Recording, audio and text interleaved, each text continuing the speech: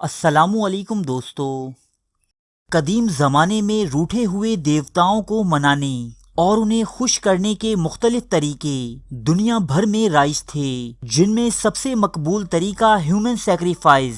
یعنی انسانوں کی قربانی کا تھا، جو خصوصاً معصوم بچوں یا نوجوان کنواری لڑکیوں کی قربانی کی شکل میں دی جاتی۔ اسلام کی آمد سے قبل دنیا کے مختلف خطوں میں نوجوان کنواری لڑکیوں کو الگ الگ طریقوں سے موت کے گھاٹ اتارا جاتا، جن میں ان لڑکیوں کو سمندر یا دریا میں بہا دینا، کسی وحشی جانور کے سامنے پیش کر دینا،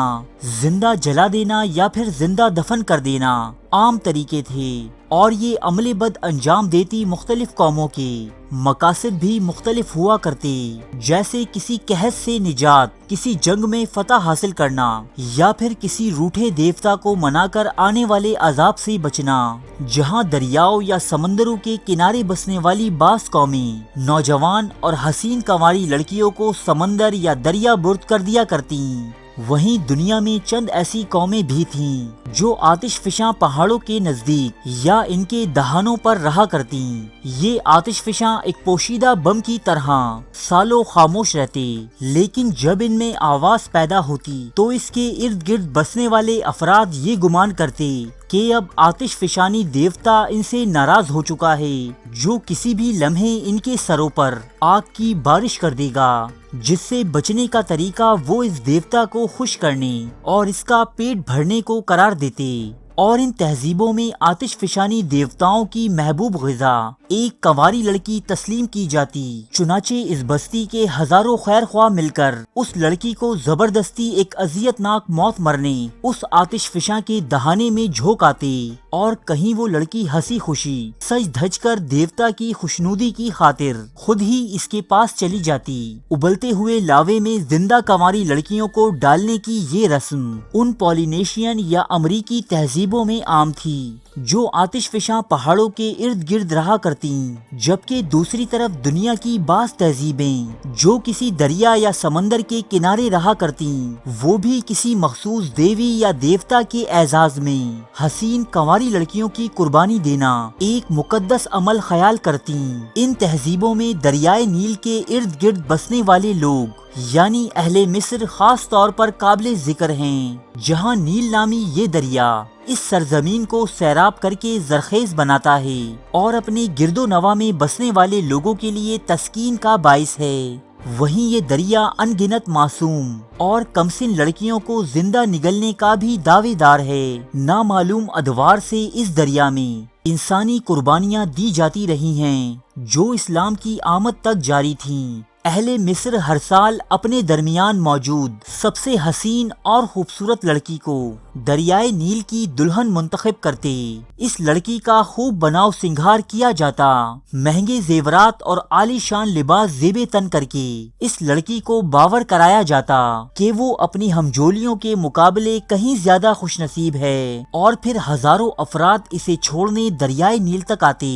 جہاں اسے دریائے نیل میں پھینک دیا جاتا، اور یہ معصوم ایک افسانوی دیوتا کی خوشی کی خاطر ڈوب کر مر جاتی۔ قدیم اہل مصر یہ عمل آئزس نامی دیوی کی خوشنودی حاصل کرنے کے لیے کیا کرتے، جو مصری دیوتا ہورس کی ماں اور اوزائرس کی بیوی تھی۔ قدیم اہل مصر کے مطابق یہ دیوی نیچر یعنی ماحولیات کی دیوی تھی، دنیا کے دیگر دریاؤں کے ساتھ ساتھ دریائے نیل کو بہانا اور اسے روک دینا اسی دیوی کے اختیار میں تھا، چنانچہ اہل مصر اسے خوش کرنے کی خاطر نوجوان لڑکیوں کی قربانی دیا کرتے تاکہ یہ دیوی دریائے نیل کی روانی برقرار رکھے۔ یہ رسم کب اور کس دور سے جاری تھی، اس معاملے میں تاریخ مکمل طور پر خاموش ہے، البتہ قدیم افسانوی داستانیں اس زمن میں بیان کرتی ہیں کہ دریائے نیل جو دیوتا پوسائیڈن کا بیٹا تھا، اس کا پرانا نام کچھ اور تھا۔ ایک مرتبہ ایجپٹس نامی بادشاہ جو کسی دوسری سرزمین سے آیا تھا،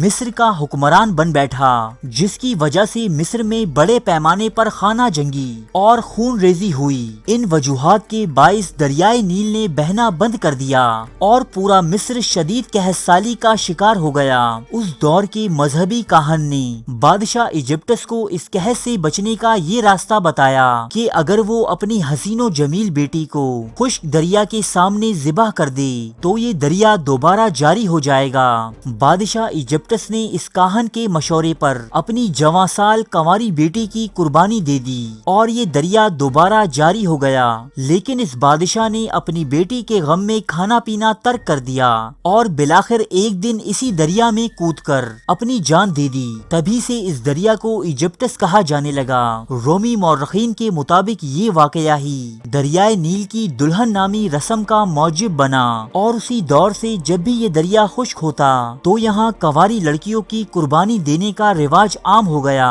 اس واقعے میں کتنی سچائی ہے یہ تو کسی کو نہیں معلوم، لیکن کنواری لڑکیوں کو دریا برد کر دینے کی یہ رسم ایک کھلی حقیقت تھی جو ایک انجان دور سے عمل میں تھی۔ حیرت انگیز طور پر یہ رسم صرف قدیم اہل مصر اور اہل روم کے دور حکومت میں ہی نہیں بلکہ اس دور میں بھی جاری رہی کہ جب اس خطے یعنی مصر میں کاپٹک کرسچنز یعنی قبطی عیسائیوں کا غلبہ رہا۔ یہ لوگ بھی دریائے نیل کی روانی کو برقرار رکھنے کی خاطر اس رسم کو ہر سال ایک خاص مہینے کی خاص تاریخ میں ایسے ہی ادا کرتے رہے جیسے ان سے پچھلے لوگ کیا کرتے تھے، یہاں تک کہ مسلمانوں کے خلیفہ دوم حضرت عمر رضی اللہ تعالی عنہ کے دور میں جب مصر فتح ہوا تو مصریوں کے اس خاص مہینے میں چند افراد مصر کے مسلمان گورنر حضرت عمرو بن العاص رضی اللہ تعالی عنہ کے پاس حاضر ہوئے اور انہیں اپنے دستور اور قربانی کی اس رسم سے آگاہ کر کے ان سے اس کی ادائیگی کی اجازت مانگی۔ حضرت عمرو بن العاص رضی اللہ تعالی عنہ نے اسے ظلم اور جہالت گردانتے ہوئے انہیں سختی سے منع فرما دیا، لیکن اگلے 3 مہینوں میں یہ دریا اس حد تک خشک ہوا کہ مقامی لوگ نقل مکانی پر مجبور ہو گئے۔ چنانچہ حضرت عمرو بن العاص رضی اللہ تعالی عنہ نے امیر المومنین حضرت عمر رضی اللہ تعالی عنہ کو خط لکھ کر اس تمام صورتحال سے آگاہ کیا۔ جواب میں حضرت عمر نے ایک پرچہ ارسال کیا اور کہا کہ اسے میری جانب سے دریائے نیل میں ڈال دو۔ اس پرچے میں درج تھا، امیر المومنین عمر بندائے خدا کی طرف سے دریائے نیل کے نام حمد و صلات کے بعد اگر تو اپنی مرضی سے چلتا ہے تو ہمیں تیری کوئی ضرورت نہیں، اور اگر خدائے واحد کی ذات تجھے چلاتی ہے تو ہم اللہ سے درخواست کرتے ہیں کہ وہ تجھے چلا دے۔ اس پرچے کے دریائے نیل میں ڈالنے کے اگلے ہی دن دریا میں پانی کی سطح 16 کیوبک میٹر تک بلند ہو چکی تھی اور اسی سال صدیوں سے چلی آ رہی یہ جاہلانہ رسم اپنے انجام کو پہنچی۔ البتہ مصریوں کے اس خاص مہینے یعنی جون میں آج بھی دریائے نیل پر سالانہ فیسٹیول کا انعقاد ہوتا ہے، کشتی رانی کے مقابلے ہوتے ہیں اور ایک میلے کا سما ہوتا ہے، لیکن پھر کبھی کوئی معصوم لڑکی اس دریا کی بھیٹ نہ چڑھی۔ کچھ مورخین حضرت عمر رضی اللہ تعالی عنہ کے خط کی اس روایت کو ضعیف قرار دیتے ہیں، لیکن پھر بھی وہ یہ بات تسلیم کرتے ہیں کہ دریائے نیل کی دلہن نامی یہ رسم اور اس جیسی جاہلانہ اور ظالمانہ رسموں کا اختتام اسلام کی آمد کے سبب ہی ممکن ہوا۔ ارے فرینڈز، 1 منٹ، آپ ایسے ہی جا رہے ہیں؟ اتنی محنت سے ویڈیو بنائی ہے، ایک لائک تو بنتا ہے نا؟ اور دوسرا یہ کہ آپ ہمیں اتنی بڑی دنیا میں دوبارہ کیسے ڈھونڈیں گے؟ تو اس کا حل یہ ہے کہ آپ ہمارے چینل کو سبسکرائب کر لیجئے اور اس بیل کے آئیکن کو کلک کر دیجئے۔ اس طرح ہمارے آنے والی تمام ویڈیوز آپ تک پہنچتی رہیں گی۔ ارے ڈریے مت، یہ بالکل فری ہے۔